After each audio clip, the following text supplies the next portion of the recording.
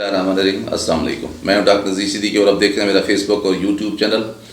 Supreme court کے سامنے ایک سوال تھا کہ کیا جو پرویز الہی اور حمزہ شہباز کے درمیان رن آف الیکشن ہوا ہے، پرویز الہی نے 186 ووٹ لیے ہیں جبکہ حمزہ شہباز نے 179 ووٹ لیے ہیں۔ اس کے باوجود بھی ڈپٹی اسپیکر نے چودھری شجاعت حسین جو کہ پاکستان مسلم لیگ کاف کے ہیڈ ہیں، ان کے ایک خط پر وہ جو 10 ووٹ تھے پاکستان مسلم لیگ کاف کے، انہیں انکلوڈ نہیں کیا ٹوٹل میں، اور اس طرح انہوں نے حمزہ شہباز کی کامیابی کا اناؤنسمنٹ کر دیا ہے، جس کے نتیجے میں نہ صرف حمزہ شہباز سی ایم بن گئے پنجاب کے، بلکہ انہوں نے سپریم کورٹ کی واضح ہدایات کے برعکس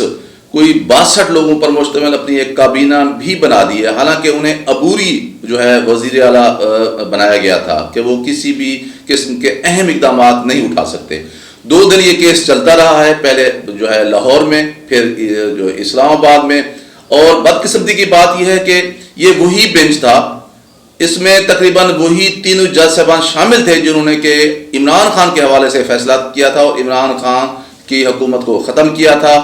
لیکن عمران خان نے آئین اور قانون کی سربلندی کے آگے اپنا سر جھکاتے ہوئے اپنی ڈائری پکڑی اور ایوان وزیر اعظم سے چلے گئے، جبکہ اس کے مقابلے میں پی ٹی ایم کی ساری جماعتوں نے نہ صرف سپریم کورٹ کے اوپر دباؤ قائم رکھا، نہ صرف پریس کانفرنسیں کی، بلکہ بہت سارے ایسے الزامات لگائے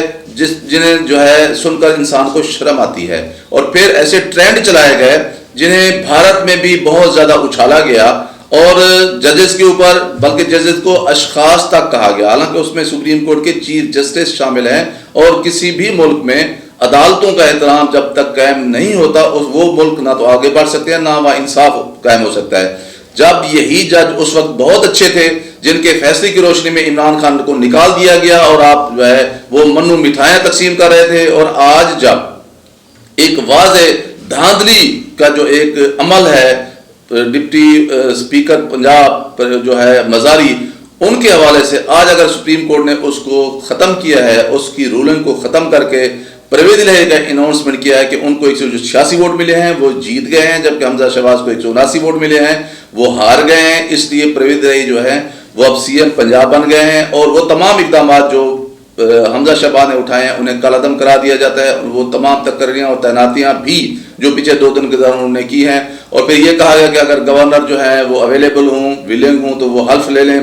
چودھری پرویز الہی سے بصورت دیگر جو ہے وہ پاکستان کے جو صدر ہیں عارف علوی صاحب وہ حلف لیں، اور پھر رات کے 2-2:30 بجے جا کر یہ حلف کی تقریب جو ہے وہ منعقد ہوئی، اور پھر سی ایم بن گئے چودھری پرویز الہی پنجاب کے۔ اب دیکھنا یہ ہے کہ اب پنجاب میں چاہے خیبر پختون ہو، وہاں جو ہے پی ٹی آئی کی حکومت ہے، جبکہ پی ڈی ایم کی حکومت اس وقت صرف جو ہے وہ وفاقی حکومت ہے اور اسلام آباد تک محدود ہے، اس سے 2 ووٹوں کے اوپر کھڑی ہوئی ہے۔ اس میں سے بھی جو اکثر جو اتحادی جماعتیں ہیں وہ مطمئن نہیں ہیں، لیکن کسی نہ کسی وجہ سے، کسی نہ کسی دباؤ کی وجہ سے، کسی ترغیب یا پیشکش کی وجہ سے وہ وفاقی حکومت کے ساتھ کھڑی ہوئی ہیں، لیکن یہ بات طے ہے کہ اب وفاقی حکومت صرف جو 20-25 یا 23 کلومیٹر کا علاقہ ہے وہاں رہ کر جو ہے وہ مضبوط اور مستحکم نہیں ہو سکتی، کیونکہ ہماری جو معیشت ہے وہ گر رہی ہے، روپیہ ہے وہ گر رہا ہے، ڈالر پچھلے 2.5-3 مہینے کے دوران 50 روپے تک جو ہے وہ بڑھ چکا ہے، اور ہماری جو سٹاک مارکیٹ ہے وہ گر چکی ہے، سرمایہ لوگوں کا ڈوب رہا ہے، مہنگائی بے تحاشا بڑھ چکی ہے۔ ابھی کل ہی 3.5 روپے مزید جو ہے بجلی مہنگی کر دی ہے ہماری وفاقی کابینہ نے۔ ملک کا یہ حال ہے، لوگوں کی جو پیئنگ کیپیسٹی ہے وہ بالکل انتہائی جو ہے 0 پہ چلی گئی ہے۔ لوگ آپ چلے جائیں بازاروں میں، بازار سنسان ہیں، سڑکیں ویران ہیں، کیونکہ تیل بہت مہنگا ہے، لوگوں کے پاس پیسہ نہیں ہے کچھ چیزیں خریدنے کے لیے۔ جس پاکستانی سے بھی آپ بات کریں، چاہے ہوٹل میں بیٹھا ہے، وہ دکان میں بیٹھا ہے، وہ سڑک پہ جا رہا ہے، وہ انتہائی پریشان ہے۔ اسے اس سے کوئی غرض نہیں ہے کہ عمران خان برسکدار ہے یا میاں شہباز شریف برسکدار ہے، وہ یہ دیکھتا ہے کہ اس کے پاس روٹی خریدنے کے پیسے نہیں ہیں، اس کے پاس نوالے کے پیسے نہیں ہیں، گندم مہنگی ہوئی ہے، اس وقت 3000 روپے جو ہے نا وہ بھی گندم من نہیں مل رہی، ہر ایک چیز بڑھ رہی ہے، مایوسی ہے، فرسٹریشن ہے، اور بدقسمتی سے اس چیز کا کسی کو کوئی احساس نہیں ہے۔ میں سمجھتا ہوں کہ یہ جو پنجاب کا جو فیصلہ ہوا ہے بالکل حق پر ہوا ہے، آئین اور قانون کی سربلندی ہوئی ہے اس میں۔ اب بہتر یہی ہے کہ جو ہے اپوزیشن اور عمران خان جو پی ڈی ایم کی پارٹیاں ہیں اور اپوزیشن عمران خان یہ سارے مل جل کر بیٹھیں اور ملک کے لیے کوئی ایسی راہ نکالیں نئے الیکشن کی تاکہ ہم اس موجودہ مندہار اور پریشانی کیفے سے باہر نکل سکیں. اور میں سمجھتا ہوں کہ یہاں میں ذکر اگر نہ کروں تو بڑی زیادتی ہوگی کہ جس طرح پاکستان کے صدر عارف علوی صاحب نے کل یہ بات کی ہے کہ ہمیں کوئی غرض نہیں ہے، آپ جس کو بھی آرمی چیف لگانا چاہتے ہیں آپ لگا دیں، ہم آپ کے ساتھ ہیں، لیکن آپ آئیں مل بیٹھیں، میرا اپوزیشن کا کوئی جھگڑا نہیں ہے. اس کا مطلب یہ ہے کہ جو ایوان صدر ہے وہ ایک ایسا ریکنسیلیشن کا ایک کردار ادا کر سکتا ہے جہاں عمران خان اور اپوزیشن کی ساری جماعتیں بیٹھ کر پاکستان میں ایک نئے الیکشن کی راہ نکالیں. اب تو عارف علوی صاحب نے کھل کر یقیناً عمران خان کی کنسلٹیشن کے بعد ان کی ایگریمنٹ رضامندی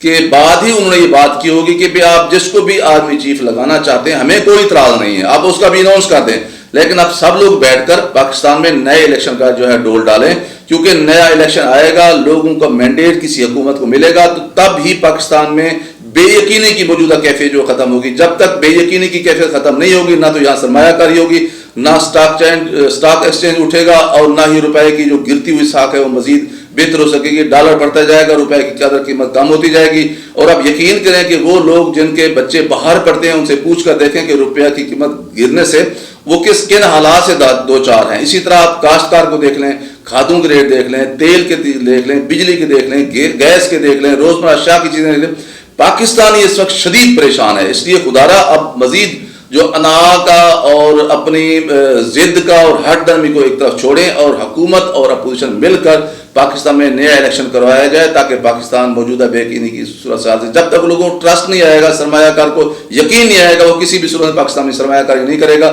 اور جب تک سرمایہ کاری نہیں آتی پاکستان جو ہے وہ اسی طرح کی صورتحال سے دوچار رہے گا. میں سمجھتا ہوں کہ اللہ تبارک و تعالیٰ نے یہ ایک موقع دیا ہے پاکستان کی قومی قیادت کو اور ان تمام اداروں کو بھی جو اس سلسلے میں کردار ادا کر سکتے ہیں، بھلے وہ اسٹیبلشمنٹ ہو، بھلے وہ جوڈیشی ہو یا ہماری اپوزیشن فورسز ہوں، پولیٹیکل فورسز ہوں، وہ مل بیٹھے اور پاکستان میں ایک نیا الیکشن کروایا جائے. بہرحال چودھری پرویز الہی جو ہے وہ میرٹ پر آتے تھے، ان کا حق بنتا تھا اور عدالت نے بالکل نپے تلے انداز میں یہ فیصلہ کر کے یہ ثابت کیا ہے کہ کل اگر اس نے عمران خان کے خلاف میرٹ پر فیصلہ کیا ہے تو آج پھر پی ڈی ایم یا موجودہ حکومت یا حکومت وقت کے خلاف بھی اس نے جو ہے میرٹ پر فیصلہ کرنے میں ذرا بھر بھی ہچکچاہٹ کا مظاہرہ نہیں کیا. بہت سارے لوگ کہہ رہے تھے کہ اب اس پر اسٹیبلشمنٹ اثر انداز ہوگی، بہت سارے لوگ یہ کہہ رہے تھے کہ فیصلہ ڈیلے ہو رہا ہے، بہت سارے پیچھے طاقتیں مداخلت کرنے کی کوشش کر رہی ہیں، لیکن جو فیصلہ آیا ہے اس نے ثابت کیا ہے کہ عدلیہ نے پوری غیر جانبداری اور آئین اور قانون کے مطابق اپنا فیصلہ کیا ہے. امید رکھنی چاہیے کہ اس فیصلے کے بعد پاکستان میں یہ جو بے یقینی کیفیت ہے وہ ختم ہو سکے گی اور ہماری اپوزیشن جماعتیں اور ہماری ایک برسر اقدار جماعتیں مل بیٹھ کر